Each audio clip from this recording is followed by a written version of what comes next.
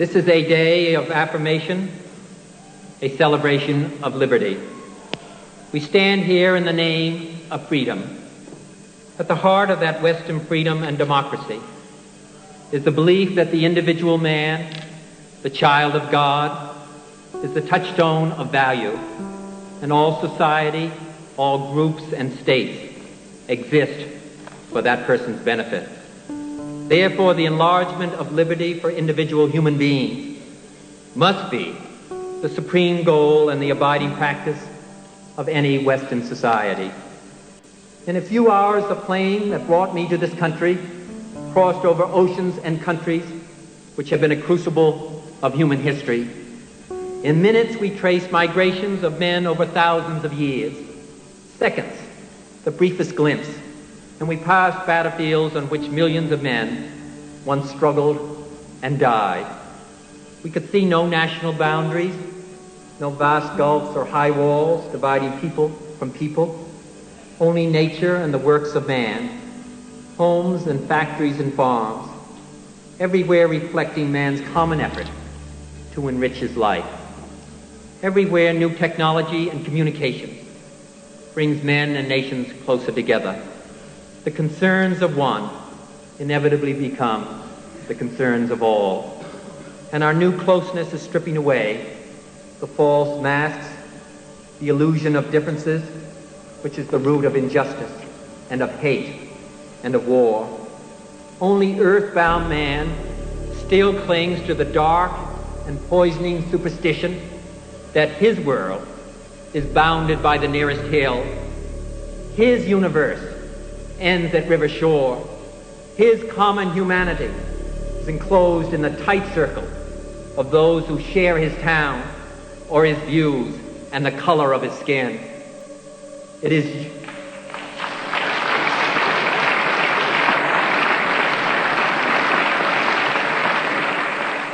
is your job, the task of young people in this world, to strip the last remnants of that ancient cruel belief from the civilization of man. Each nation has different obstacles and different goals, shaped by the vagaries of history and of experience. Yet as I talk to young people around the world, I am impressed not by the diversity, but by the closeness of their goals, their desires and their concerns and their hope for the future. There is discrimination in New York, the racial inequality of apartheid in South Africa, and serfdom in the mountains of Peru. People starve to death in the streets of India.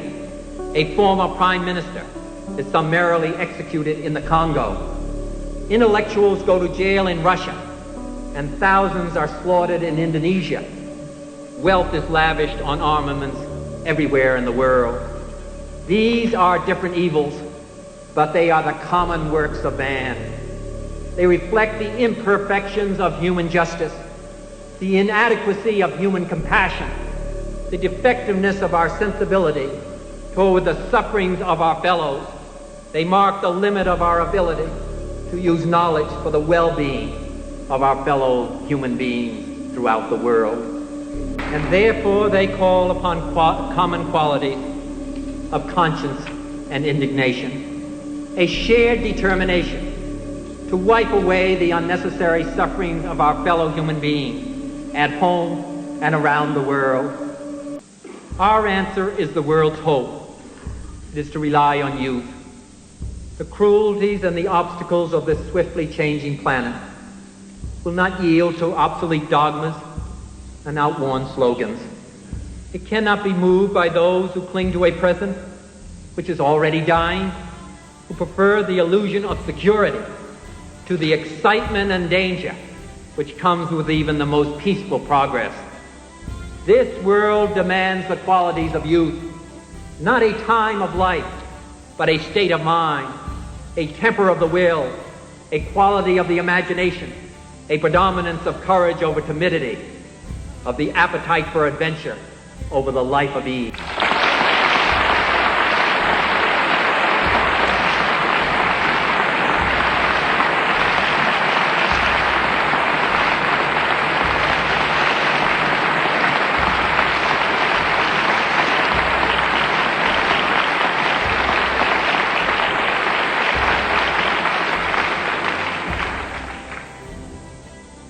is a revolutionary world that we all live in. And thus, as I have said in Latin America, and in Asia, and in Europe, and in my own country, the United States, it is the young people who must take the lead. Thus, you and your young compatriots everywhere have had thrust upon you a greater burden of responsibility than any generation that has ever lived. There is, said an Italian philosopher, nothing more difficult to take in hand, more perilous to conduct, or more uncertain in its success than to take the lead in the introduction of a new order of things. Yet this is the measure of the task of your generation, and the road is strewn with many dangers. First is the danger of futility, the belief there is nothing one man or one woman can do against the enormous array of the world's ills, against misery, against ignorance, or injustice and violence. Yet many of the world's great movements of thought and action have flowed from the work of a single man. A young monk began the Protestant Reformation. A young general extended an empire from Macedonia to the borders of the earth. And a young woman reclaimed the territory of France. It was a young Italian explorer who discovered the New World, and 32-year-old Thomas Jefferson, who proclaimed that all men are created equal. Give me a place to stand, said Archimedes, and I will move the world. These men move the world, and so can we all. Few will have the greatness to bend history, but each of us can work to change a small portion of the event, and in the total, all of these acts will be written in the history of this generation.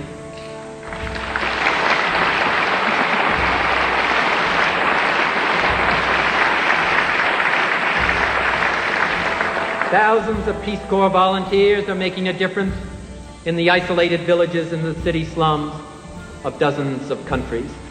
Thousands of unknown men and women in Europe resisted the occupation of the Nazis, and many died, but all added to the ultimate strength and freedom of their countries. It is from numberless, diverse acts of courage such as these that the belief that human history is thus shaped. Each time a man stands up for an ideal, or acts to improve the lot of others, or strikes out against injustice, he sends forth a tiny ripple of hope, and crossing each other from a million different centers of energy and daring, those ripples build a current which can sweep down the mightiest walls of oppression and resistance. The second danger is that of expediency, of those who say that hopes and beliefs must bend before immediate necessities. Of course, if we must act effectively, we must deal with the world as it is. We must get things done.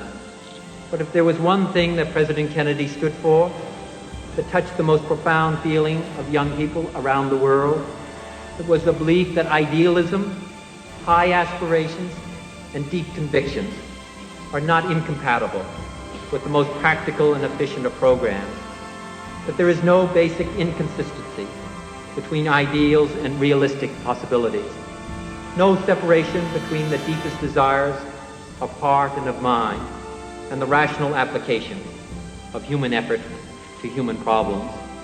It is not realistic or hard-headed to solve problems and take an action unguided by ultimate moral aim and values, although we all know some who claim that it is so. In my judgment, it is thoughtless folly, for it ignores the realities of human faith and of passion and of belief, forces ultimately more powerful than all of the calculations of our economists or of our generals.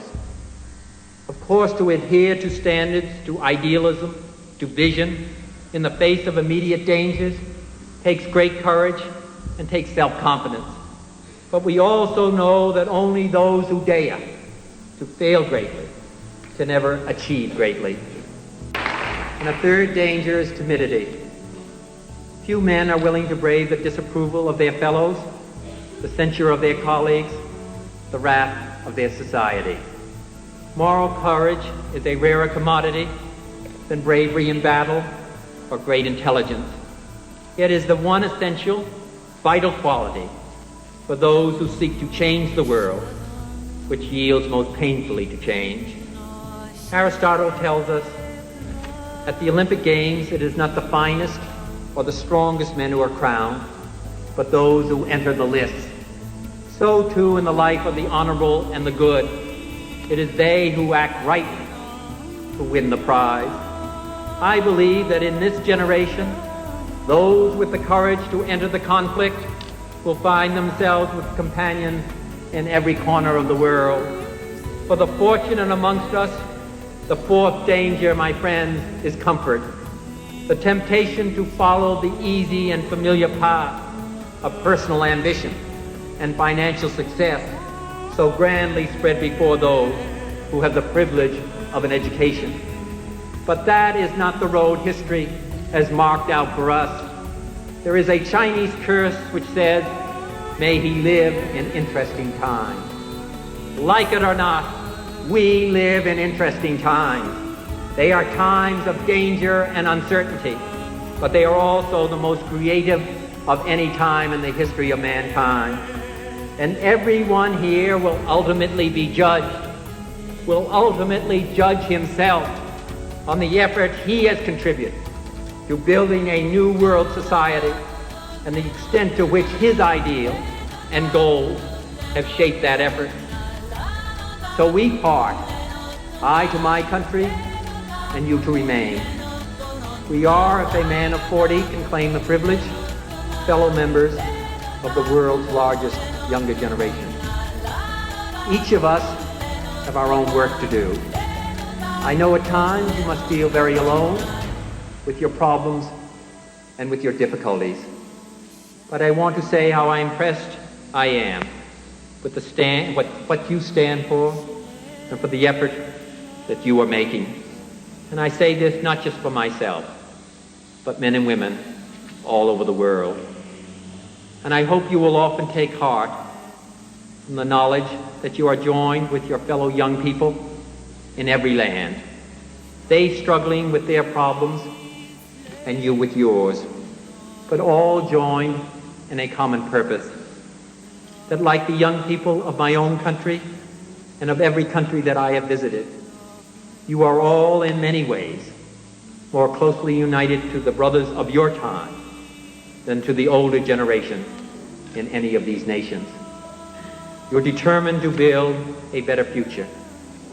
President Kennedy was speaking to the young people of America, but beyond them to young people everywhere, when he said, the energy, the faith, the devotion which we bring to this endeavor will light our country and all who serve it, and the glow from that fire can truly light the world. And he added, with a good conscience, our only sure reward, with history the final judge of our deeds, let us go forth to lead the land we love, asking his blessing and his help, but knowing that here on earth, God's work must truly be our own. I thank you.